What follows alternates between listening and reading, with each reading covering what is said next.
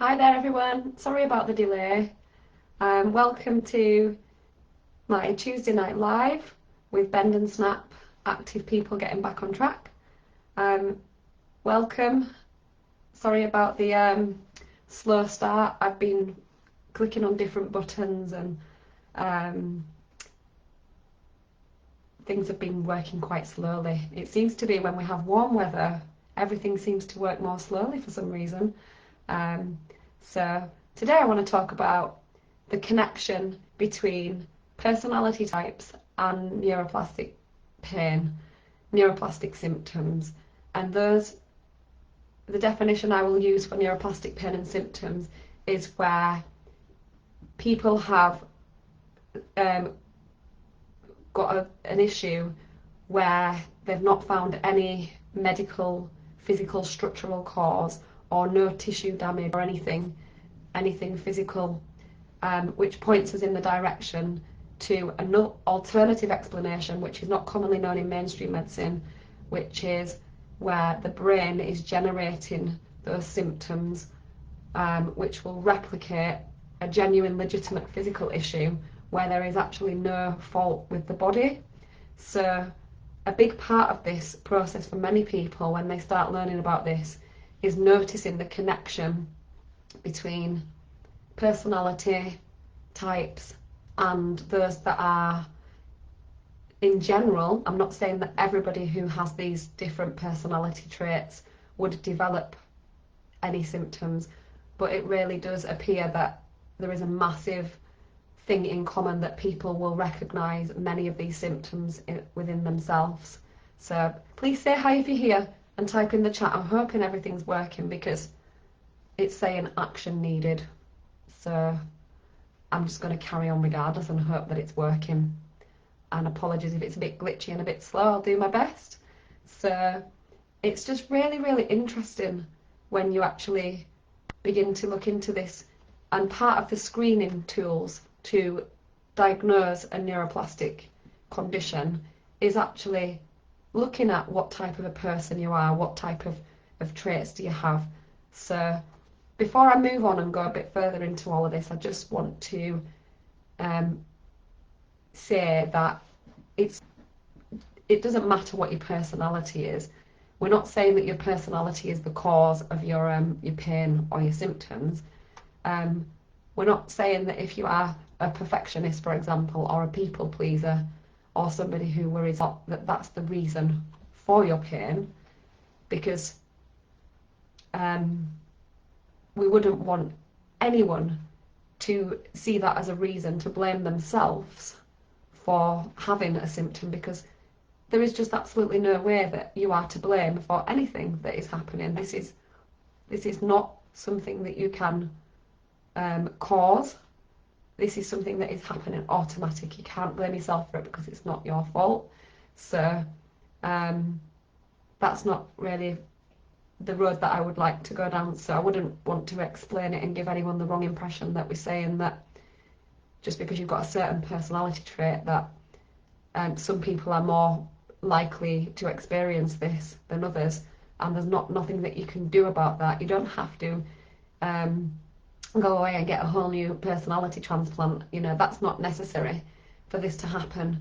Even just the recognition and the acknowledgement about some of this stuff is enough in itself to really shift things and really get a new outcome for yourself. So it's actually really exciting.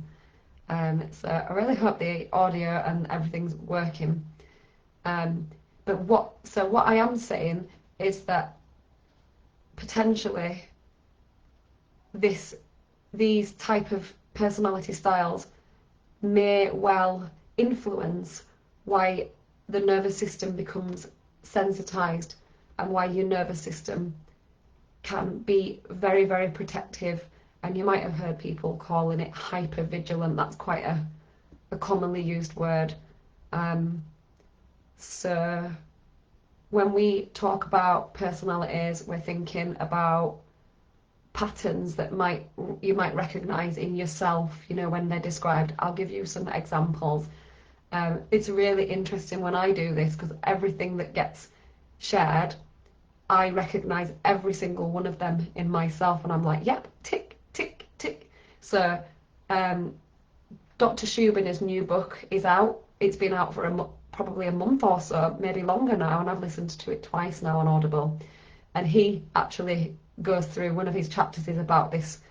He has a dedicated chapter just purely talking about personality traits. And I was listening last night and I was like, tick, tick, tick, tick, tick. And a lot of those things I still recognise in myself, but yeah, I have recovered from so many chronic symptoms. So it doesn't mean that you do need to completely change who you are as a person. So here's some examples. Being very, very conscientious, wanting things to be done properly, wanting things to be done perfect, being a perfectionist, having really high standards, finding it difficult to say no, taking responsibility for things that really you didn't need to get involved in, taking responsibility for other people, wanting to keep everybody happy, wanting to help everybody, not wanting to let anyone down, pushing through when you are really exhausted, keeping going when you're really, really struggling, finding it really difficult to rest, needing to feel that things are in good order, like you're in control, or being an overthinker, being very, very self-critical, being very, very judgmental to yourself, having really high standards. What else? All of those types of things. There'll be many more that you'll recognise too, but that's just a little starting point. Not another good one is not like putting your needs before others. So you're forever putting other people's needs ahead of your own, and not putting yourself on the list of those people that you take care of. So maybe neglecting time to yourself for your own self-care and your own needs is another example. So, I mean, you might recognise some of those things, and most people will have some of those things that they recognise about themselves, and not everyone will have any chronic pain or any symptoms, and they may have all of them too. So we're not saying that this is if you have these, you will have this, like X doesn't equal Y, but what you will find is that many people will recognise many of those personality traits, especially those that have had a long-standing history of chronic symptoms, for sure. I've not met one person who doesn't tick many of the personality styles, if not the majority of them. It's really rare that somebody doesn't have them and that they do develop chronic symptoms. So this is why it's so important that we do raise awareness and do talk about this and share this and recognise it for ourselves. Because if you do recognise yourself in this and think, oh my gosh, you're definitely not alone there. And it's a very common pattern in, like I said, the majority of people. So they're not even bad personality traits. These traits are what people love. You know, no one's going to turn around and say, Joe, stop being more conscientious. Joe, stop putting other people ahead of yourself. It's very rarely that someone will ask you to stop doing these things because other people love it. You know, they benefit from that massively, especially like in the workplace or in family life, friendships. Being highly driven, wanting to do well and be successful is not bad, but when it becomes an issue is when our nervous system is constantly operating as though we need to continue with those amazing standards, constantly being on guard. Like it does become a problem for many people, and for me it was following the car accident really that the imaginary bucket that was coping with all this stuff was probably filling very gradually until one day something happened and it overflowed and I developed chronic symptoms after having an accident. And for some people that happens with no obvious reason, no accident, no genuine obvious cause, and they're left bewildered, wondering what on earth happened. because we all have a different amount of tolerance. This is imaginary, by the way, because we've got no way of measuring how long a person can sustain that level before their imaginary bucket will overflow. But hopefully you get the analogy, makes a little bit of sense, because having pain and having symptoms, it's not as simple as that being damage in the body. There is so much more going on, which I'll just see whether I can explain a little bit more, because pain is produced by the brain as a protection response. It will warn us if there is a legitimate tissue damage, if there is a legitimate, like I burnt my arm ironing, and clearly it did warn me that I burnt my arm. Like that was a legitimate warning alarm. I actually have got a little scab now, which is healing quite well. So obviously there are occasions where that is a legitimate damage to your body, but the same process happens, can happen when the brain perceives that there is a problem and that there is a potential threat, and it will alarm us with symptoms too, even though there may not be any legitimate damage. So and that like I said, there doesn't need to be an injury or any particular thing. It can literally respond with physical symptoms if there is some stress, some fear, anticipation about a certain event, any uncertainty, an argument, conflicts, any emotional distress, any like lack of sleep, feeling overwhelmed, lots and lots of thoughts, feeling unsafe, worrying, anything like that. That's just a few examples. There's so many things that could be perceived to be dangerous. And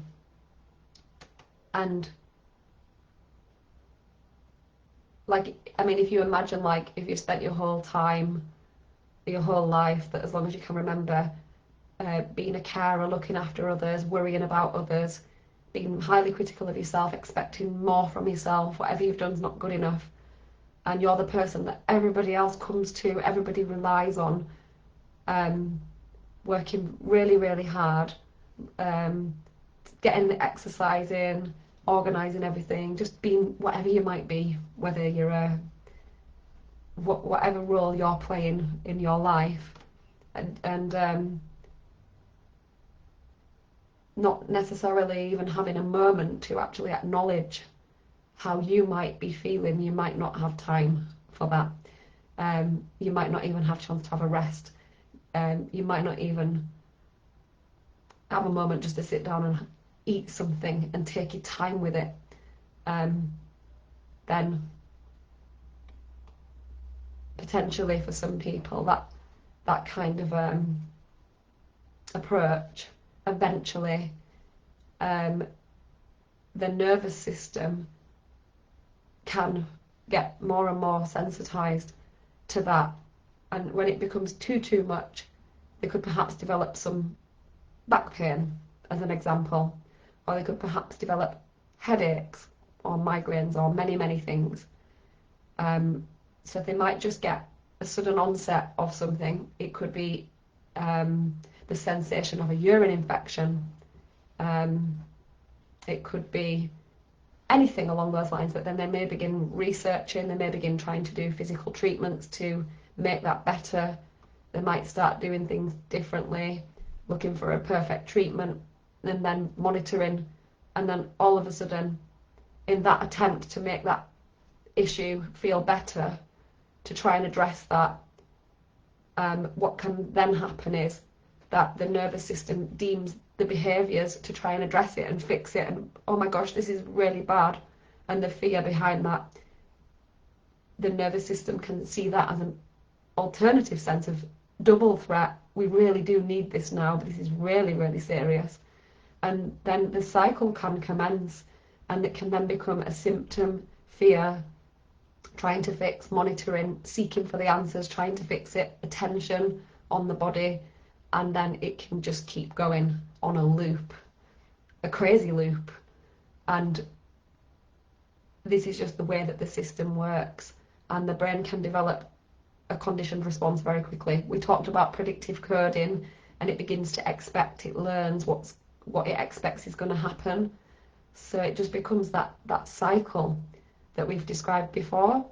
And then that kind of a style approach, having that personality that's highly driven, I'm not going to give up, I'm not going to stop until I figure this one out, and trying harder and harder, which is my approach, which honestly, over 15 years of I'm going to figure this out, I'm going to get well, I can run 100-mile ultra marathons, believing that might be the approach.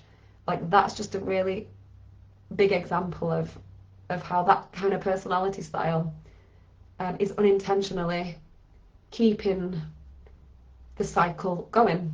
So not because you're doing things wrong, but because ultimately the brain is continuously receiving this message that something is wrong, Joe needs fixing, Joe's not safe, she's not safe.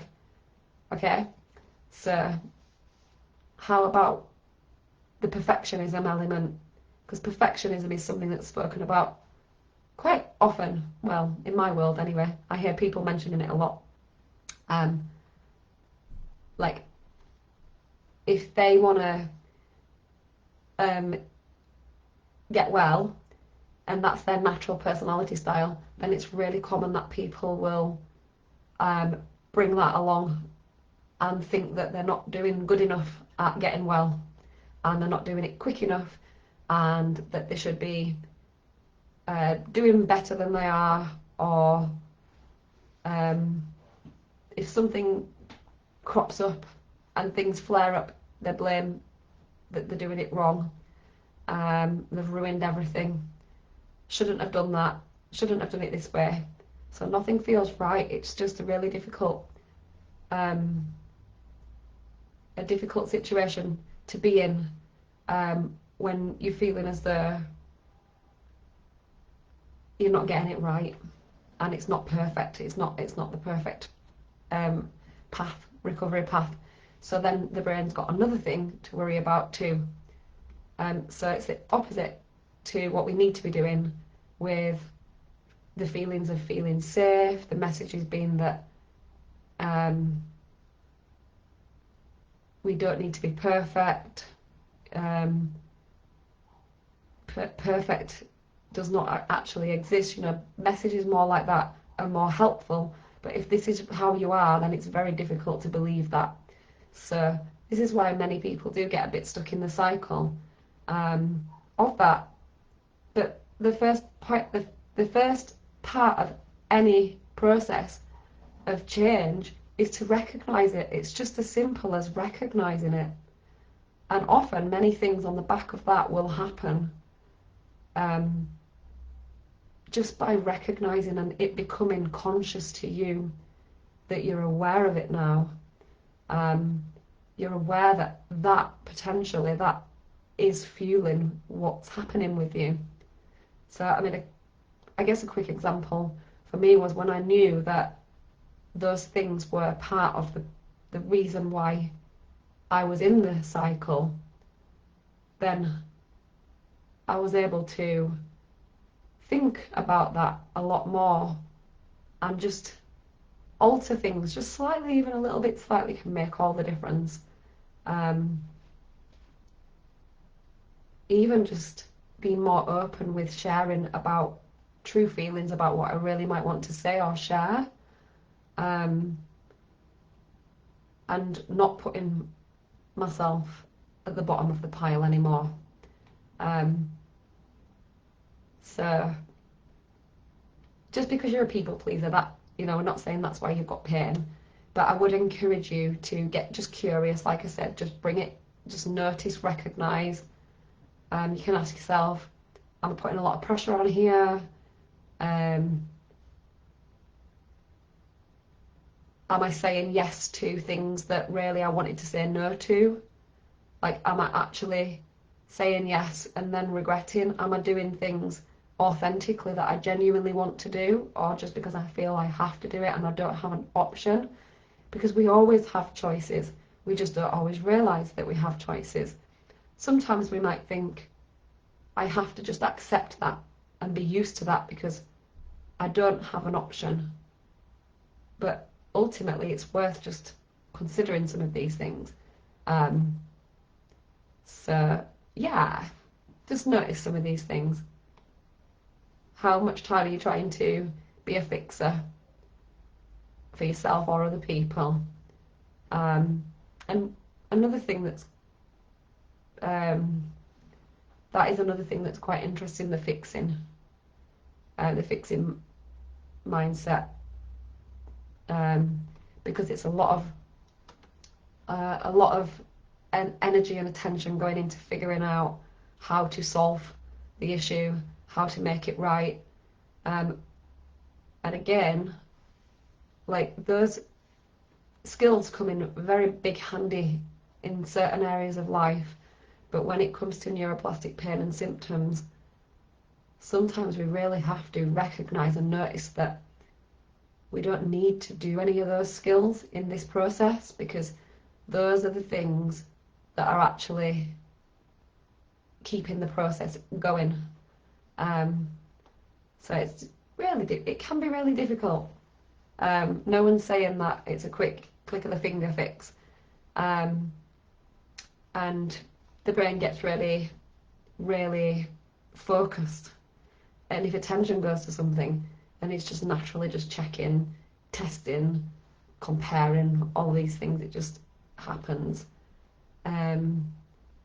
So monitoring all of those things. But yeah, so for today's session, I just really wanted you to have a little think whether you do show some of those personality types, and just maybe just notice that to begin with, and ask yourself, is there an alternative option that I'm going to feel happier with? And often, even the fear of saying no to something is so big, but then it's amazing how many people are just like, yeah, right then.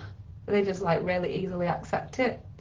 Like you think it's going to be a really big deal and that they're going to be really devastated and upset that you've said no, that you can't do something, and actually they're just like, yeah, right then.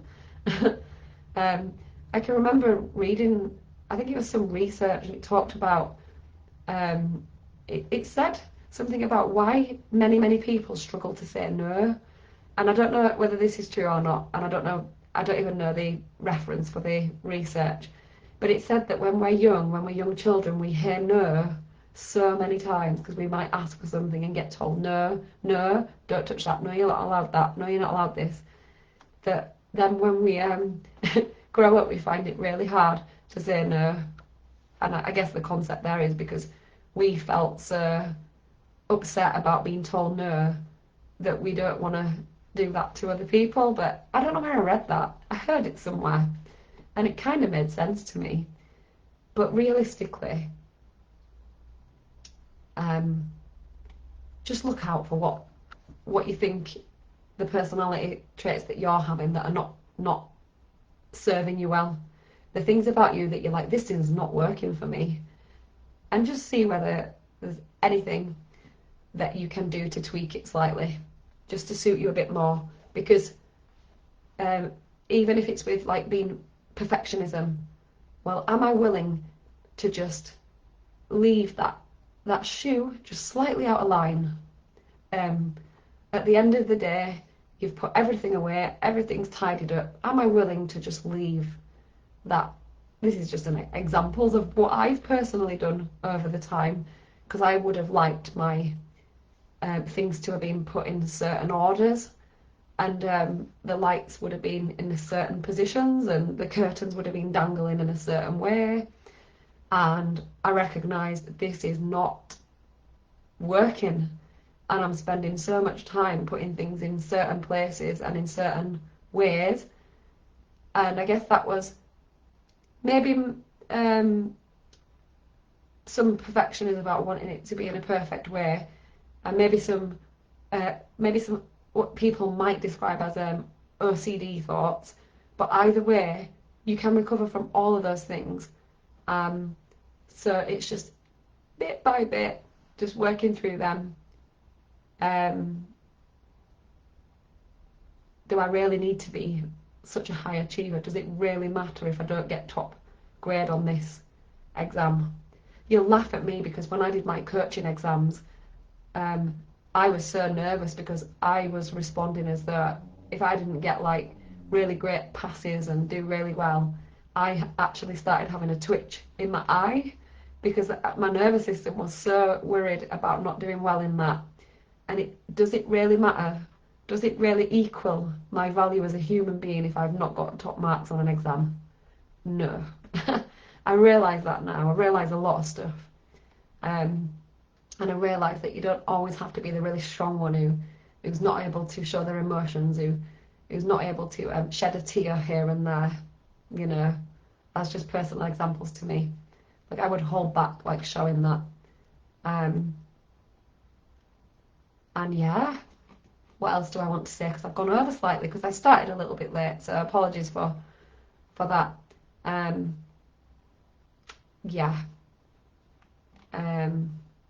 Emotions really, because I just hinted upon that.